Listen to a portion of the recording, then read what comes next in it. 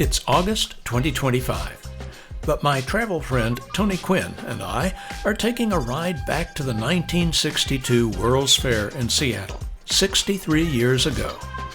We have arrived on the Seattle Center monorail, which began operation in 1962, just in time for the fair. And it's still making its 2-minute trip every 10 minutes, up to 16 hours a day, as part of Seattle's public transit. Our destination? Seattle's famous Space Needle, the iconic centerpiece of the 1962 World's Fair. When I checked on what was happening in the U.S. space program in 1962, I found that astronaut John Glenn had just become the first American to orbit the Earth in Project Mercury. The space race was on between our nation and the Soviet Union. We were eager to ascend the Space Needle and check out the city below from a lofty 520-foot-high observation deck. From there, we would have a 360-degree indoor and outdoor panoramic view of Mount Rainier, Puget Sound, and both the Cascades and the Olympic mountain ranges.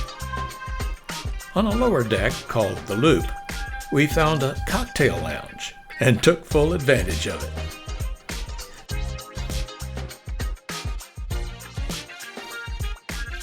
The Loop had the world's only revolving glass floor that let us look straight down at the tower's structure in the ground below.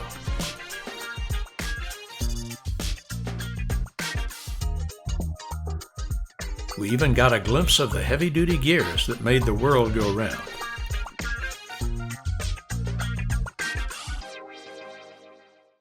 As we start around, we get a distant view of the Elliott Bay Marina, and looming before us, the Regal Princess, probably preparing for an Alaska cruise.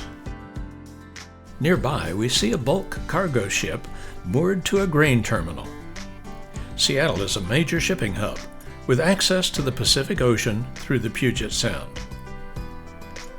Below us is the Climate Pledge Arena, home of the NHL's Seattle Kraken hockey team and the WNBA's Seattle Storm basketball team.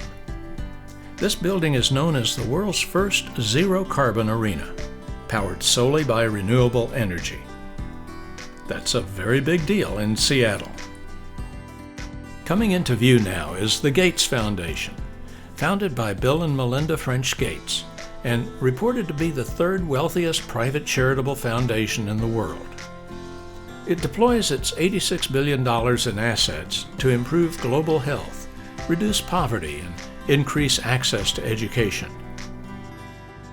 What looks like a yacht club here, surrounded by yachts, is actually the Museum of History and Industry, focusing on local history. Now we see the Skyglass apartment building directly across from us, but we can't see in. Its unique zigzag glass facade reflects the buildings below, thereby providing a degree of privacy for residents within. Very clever. Seattle is a handsome city, home to more than 800,000 residents within the city itself, but its surrounding metro area boasts a population of more than 4 million, including the headquarters of giant high-tech companies like Microsoft and Amazon. Here's the Norwegian Encore, about to take off for Alaska with perhaps as many as 4,000 passengers. They can look forward to a beautiful passage through the Puget Sound. Returning to Earth, it should come as no surprise that we found ourselves in the Space Needle's tempting gift shop on the ground level. We were there just in time for some Christmas shopping. Lest we forget where we are, here's a giant model to help us reach for the sky and beyond.